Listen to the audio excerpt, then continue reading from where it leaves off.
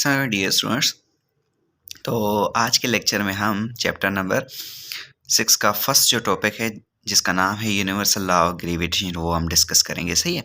तो हम यहाँ पर देखते हैं basically universal law of gravitation basically होता क्या है। सही है। तो यूनिवर्सल लॉ ऑफ ग्रेविटेशन है उसका आइडिया जो न्यूटन नाम का साइंटिस्ट उसने दिया था। ठीक है। इसने आइडिया दिया तो इसने क्या एक्सप्लेन किया था, इसने कॉन्सेप्ट एक्सप्लेन किया था ग्रेविटेशनल फोर्स का। ठीक है, कि ग्रेविटेशन फोर्स बेसिकली होता क्या है।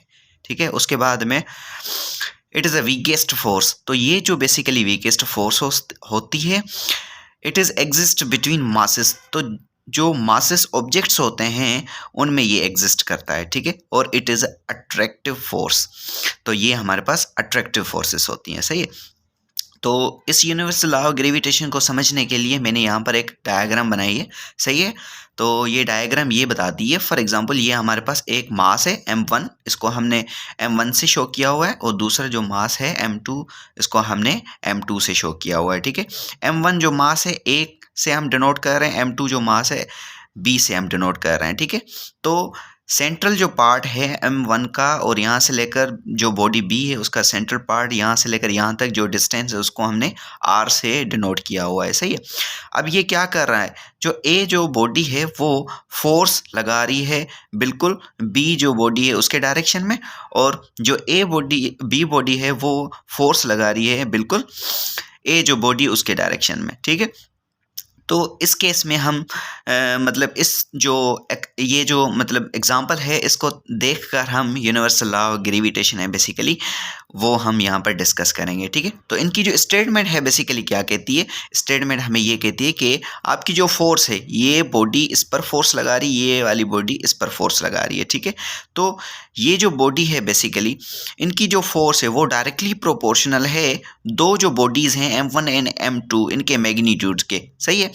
और ये इन्वर्सली प्रोपोर्शनल है square of the distance between them.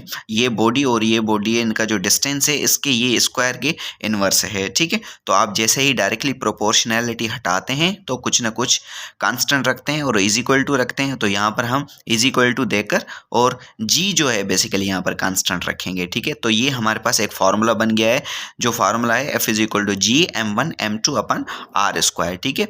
और ये जो बेसिकली फार्मूला है मैग्नीट्यूड ऑफ फोर्स का है। ठीक है। यहाँ पर और इसके अंदर जो आपके पास जी बेसिकली यूज़ किया गया है, ये universal law of universal constant जो है, जिसे हम जी ग्रेविटेशन यूनिवर्सल कांस्टेंट है, जिसे हम कैपिटल जी से शो करते हैं। और इनकी जो वैल्यू है बेसिकली वो केवेंडिश नाम का एक साइंटिस्ट उसने कैलकुलेट की थी, जो कि इसकी वैल्यू है G is equal to 6.67 into 10⁻⁻11 newton metre square पर kg स्क्वायर। ये बेसिकली हमारे पास यहाँ पर एक वैल्यू है कैपिटल जी की। ठीक है। उसके बाद में इसकी जो वैल्यू है वो हम मेजर कर सकते हैं, एक इंस्ट्रूमेंट है जिस इंस्ट्रूमेंट का नाम है टॉर्जन बैलेंस।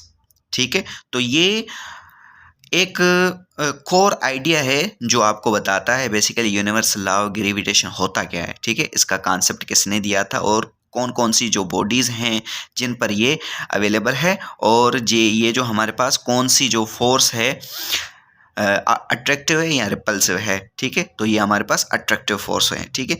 तो ये इसका कोर आइडिया है। ठीक है। अगर इन्हीं टॉपिक से ही रिलेटेड आपका अगर कोई क्वेश्चन है तो मैं कमेंट बॉक्स में आप मुझे पूछ सकते हैं। अगर मैं वहाँ पर आपको रिस्पॉन्स ना कर सकूँ तो प्ले लिस्ट में जाकर वहाँ पर मैंने अपना नंबर जो है वो लिखा हुआ है, तो वहाँ पर आप जाकर मुझे व्हाट्सअप कर सकते हैं। उम्मीद करता हूँ आज का जो मेरा टॉपिक है यूनिवर्सल लॉ ऑफ ग्रेविटेशन आपको अच्छे से समझ में आया होगा। ठीक है।